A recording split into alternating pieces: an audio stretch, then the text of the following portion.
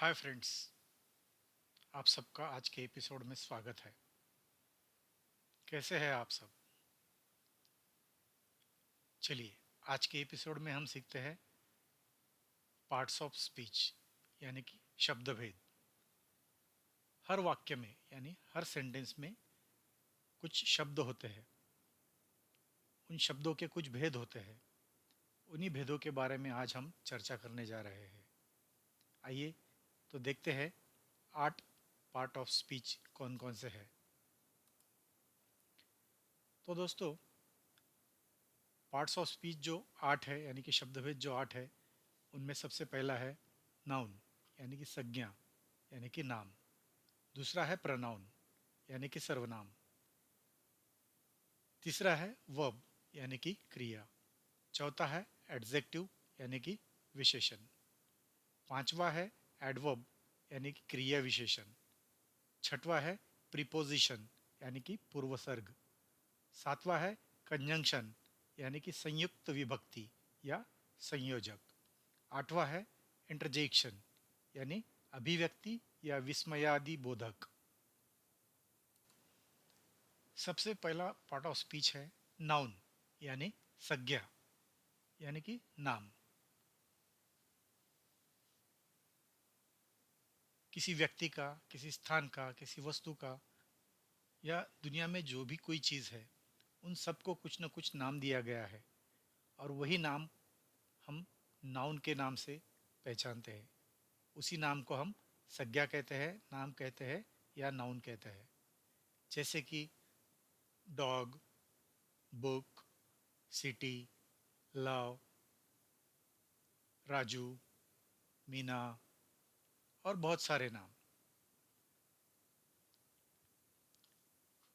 इनके नाउन के भी बहुत सारे पार्ट्स होते हैं, टाइप्स होते हैं।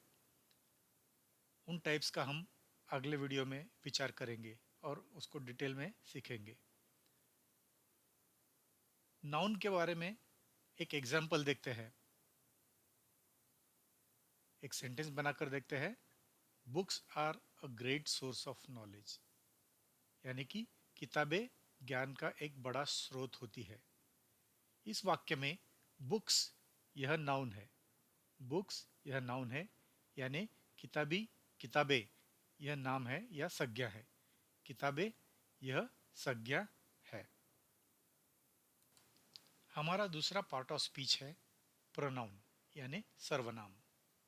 प्रोनाउन यानी सर्वनाम ऐसे शब्द होते हैं जो नाम के बदले में इस्तेमाल किए जाते हैं। जो नाम के बदले में इस्तेमाल किए जाते हैं ताकि नाम की पुनरावृत्ति ना हो सके। जैसे अगर हमने एग्जाम्पल लिया, राम एक अच्छा लड़का है। राम स्कूल जाता है। राम पढ़ाई करता है। तो हर बार हम राम राम राम ऐसा नहीं बोलेंगे। उसकी जगह हम बोलेंगे राम एक अच्छा लड़का है, वह स्कूल जाता है, वह पढ़ाई भी करता है। तो वह शब्द हमने राम इस नाम के जगह इस्तेमाल किया। तो प्रोनाउन के कुछ एग्जाम्पल्स होते हैं। He, she, it, they, I, we, you और बहुत सारे होते हैं। चलिए एक वाक्य में देखते हैं हम। They are playing football in the ground. They are playing football in the ground, यानी वे मैदान में फुटबॉल खेल रहे हैं। यानी वे मैदान में फुटबॉल खेल रहे हैं। इन वाक्यों में दे प्रोनाउन है। दे क्या है? प्रोनाउन, यानी कि वे का हम इस्तेमाल करते हैं सर्वनाम के तौर पे। तो वे या दे क्या है? सर्वनाम यानी प्रोनाउन। हमारा अगला पार्ट ऑफ स्पीच है वर्ब। वर्ब यानी क्रिया। ऐसा शब्द जो क्रिया दिखाए। क्रिया दिखाने वाले शब्द को हम वर्ब कहते हैं। क्रिया का प्रदर्शन करने वाले शब्दों को हम वर्ब कहते हैं। गो, कम, ईट, ड्रिंक, रन, ईट, स्लीप, एग्जिस्ट, ये सब क्रियाएं हैं। आइए एग्जाम्पल में देखते हैं क्रियाओं का उपयोग किस तरीके से किया जाता है। Birds fly high up in the sky. Birds fly high up in the sky. या पंछी आसमान में ऊंचाई पर उड़ते हैं। पंछी आसमान में ऊंचाई पर उड़ते हैं। इस वाक्य में फ्लाई, फ्लाई यह एक वर्ब है यानी क्रिया है, यानी उड़ते हैं यह एक क्रिया है या वर्ब है। वर्ब के और भी प्रकार होते हैं, जैसे एक मेन वर्ब होता है, यानी कि गो, कम, ईट, ड्रिंक, रीड, राइट, ये होते हैं मेन वर्ब्स जो कि मुख्य क्रियाएं दिखाते हैं। और दूसरे वर्ब होते हैं हेल्पिंग वर्ब। दूसरे हेल्पिंग वर्ब होते हैं जो हेल्प करते हैं मुख्य क्रियापद को अपना वाक्य पूरा करने के लिए, या उस वाक्य का टेंस दिखाने के लिए, उस वाक्य का टेंस दिखाने के लिए मदद करते हैं हेल्पिंग वर्ब, इसलिए उनको हेल्पिंग वर्ब्स कहते हैं। उन मेन वर्ब और हेल्पिंग वर्ब का विश्लेषण हम अगले वीडियो में देखेंगे। हमारा अगला पार्ट ऑफ स्पीच है एडजेक्टिव। एडजेक्टिव यानी विशेषण। विशेषण ये ऐसे शब्द होते हैं जो किसी नाम या सर्वनाम, नाम या सर्वनाम का विशेष वर्णन करते हैं, उसकी विशेषता दिखाते हैं। अगर इजी लैंग्वेज में कहे तो एडजेक्टिव्स वो वर्ड्स होते हैं जो क्वालिटी दिखाते हैं। किसकी क्वालिटी दिखाते हैं? नाम की या सर्वनाम की क्वालिटी दिखाने वाले शब्दों को हम कहते हैं एडजेक्टिव्स। एग्जाम्पल देखते हैं, हैप्पी, टॉल, ब्यूटीफुल, रेड और बहुत सारे एडजेक्टिव्स होते हैं। एग्जाम्पल में देखते हैं एडजेक्टिव का इस्तेमाल कहाँ पर होता है। एग्जाम्पल है the red Apple looks delicious. The red Apple looks delicious. इस वाक्य में रेड एडजेक्टिव दिखाता है यानी विशेषण दिखाता है। किसकी विशेषण दिखाता है? ये किसकी विशेषता दिखाता है? एप्पल्स की। एप्पल्स क्या है? नाम है। इस नाम की विशेषता दिखाने वाले इस शब्द को यानी कि रेड को हम विशेषण कहते हैं यानी एडजेक्टिव कहते हैं। हिंदी में देखते हैं वही वाक्य, लाल सेब स्वादिष्ट लगता है। क्या स्वादिष्ट लगता है? सेब। सेब क्या है? नाम। और इस नाम को विशेषता प्रदान की है लाल इस शब्द ने, तो लाल यह शब्द विशेषण है यानी एडजेक्टिव है। तो आइए दोस्तों अब देखते हैं एडवर्ब। एडवर्ब यानी क्रिया विशेषण। क्रिया विशेषण ये ऐसे शब्द होते हैं जो क्रिया किस तरीके से की गई इसका विश्लेषण करते हैं। क्रिया किस तरीके से परफॉर्म की गई इसका विश्लेषण करते हैं। वो सिर्फ क्रियाओं का ही नहीं, तो एडजेक्टिव्स और एडवर्ब के बारे में भी वो विशेष जानकारी देते हैं, इसलिए उन्हें कहते हैं एडवर्ब यानी क्रिया विशेषण। कुछ एग्जाम्पल्स देखते हैं दोस्तों, क्विकली, स्लोली, वेरी वेल। अब इन शब्दों का एडवर्ब का वाक्यों में कैसे इस्तेमाल किया जाता है देखते हैं। पहला एग्जाम्पल है, he ran quickly to catch the bus. He ran quickly to catch the bus. इस वाक्य में क्विकली, क्विकली एडवर्ब है यानी क्रिया विशेषण है। हिंदी में उस वाक्य को अगर देखते हैं, वह बस पकड़ने के लिए जल्दी से दौड़ा। वह बस पकड़ने के लिए जल्दी से दौड़ा। तो जल्दी ये शब्द क्या दिखाता है? एडवर्ब दिखाता है। कैसे दौड़ा? जल्दी से दौड़ा।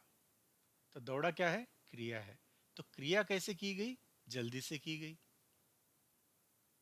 यानी कि क्रिया के बारे में कुछ विशेषता इस जल्दी इस शब्द ने डाली है।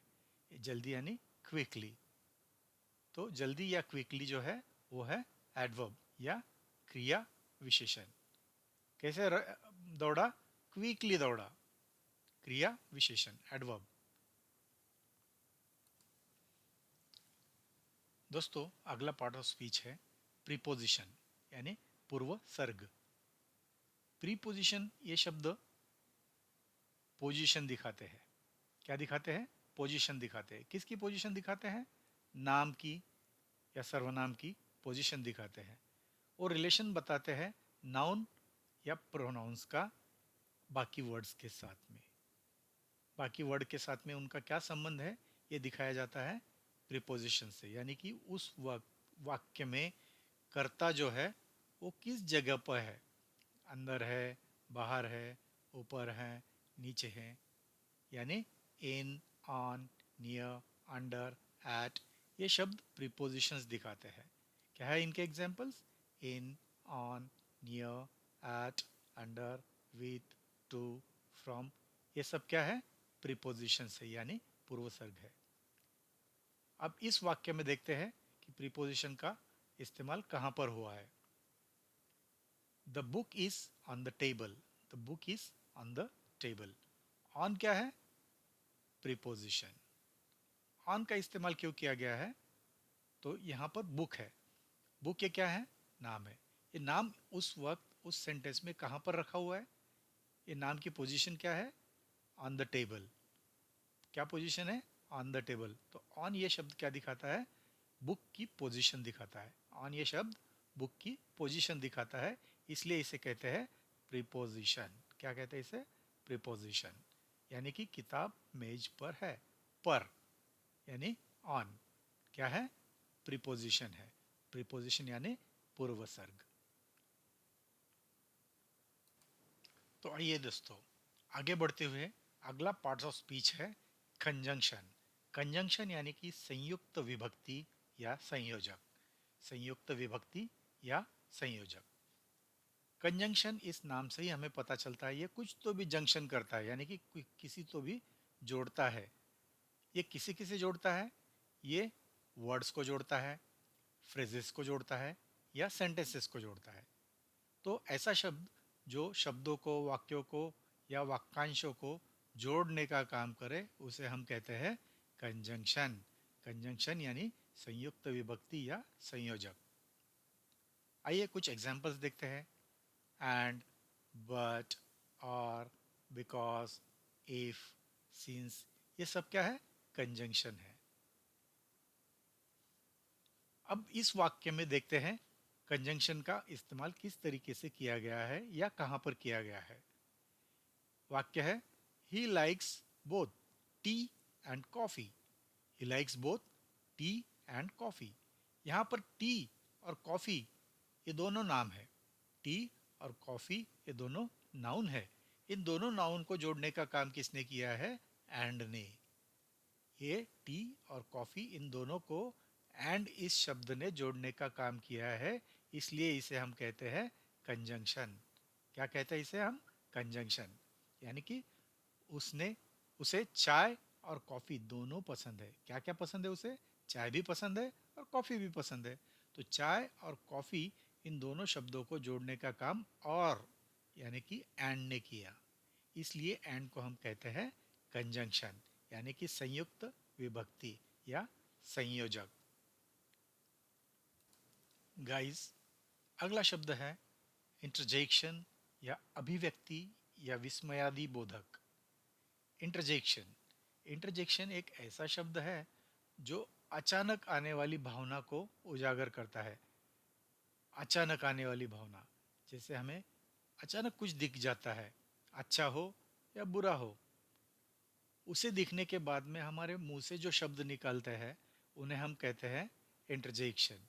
यानी कि अचानक आने वाली भावना, आश्चर्य व्यक्त करने के लिए हम इनका इस्तेमाल करते हैं। अगर हम रास्ते पर चल रहे हैं, हमें पत्थर लग जाता है, हम कहते हैं पत्थर लगने के बाद उई माँ। कांटा लग जाता है, उई माँ। हाँ? या अगर सांप दिख जाता है तो हम कहते हैं अरे बाप रे। तो हम कुछ ऐसे शब्द जिनसे आश्चर्य व्यक्त करते हैं उन शब्दों को कहते हैं इंटरजेक्शन, जिसकी मदद से हम अचानक आने वाली भावना को उजागर करते हैं। कुछ वर्ड्स देखते हैं एग्जाम्पल के तौर पर। पहला है वाओ, आउच, ओह, उप्स। अब इन शब्दों को इस वाक्य में किस तरीके से इस्तेमाल किया गया है वो देखते हैं। वाक्य है wow, that was an amazing performance, wow that was an amazing performance, यानी वाह वह शानदार प्रस्तुति थी, वाह वह शानदार प्रस्तुति थी। तो वाओ ये एक ऐसा अचानक आने वाली भावना है। कब? जब आपने वो परफॉर्मेंस देख लिया, बहुत अच्छा लगा, तो आप उसे बताने के लिए आपके मन से एक आवाज आती है, वाओ, यानी कि हिंदी में हम उसे कहते हैं वाह। तो अचानक आने वाला आश्चर्य या भावना आपने किस शब्द से व्यक्त की? वाओ से। तो वाओ क्या बना? इंटरजेक्शन। ऐसे बहुत सारे इंटरजेक्शंस होते हैं, यानी अभिव्यक्ति करने वाले या विस्मय दिखाने वाले शब्द होते हैं या आश्चर्य व्यक्त करने वाले शब्द होते हैं। मगर उन सब का विश्लेषण हम अगले वीडियो में करेंगे, जो कि बहुत डिटेल में होने वाला है। आज हम लोगों ने पार्ट ऑफ स्पीच देखे, बट ये बहुत हमने शॉर्ट में पढ़ाई की है। इसका अगला वीडियो आएगा दोस्तों, वो ज़रूर देखिएगा, जिसके अंदर इन सभी पार्ट ऑफ स्पीच को बहुत विस्तृत तरीके से विश्लेषित किया गया है। फ्रेंड्स, उम्मीद करता हूँ आज की यह पार्ट ऑफ स्पीच की जानकारी आपको बहुत अच्छी लगी होगी, और भी अगले वीडियो में हम बहुत सारी जानकारी लेके आएंगे। अगर ये वीडियो आपको अच्छा लगा हो तो लाइक कीजिए, शेयर कीजिए और कमेंट भी कीजिए, और अपने इस चैनल को सब्सक्राइब ज़रूर कीजिए, ताकि आगे आने वाले वीडियोज़ आपको अपने आप मिलते रहे। धन्यवाद।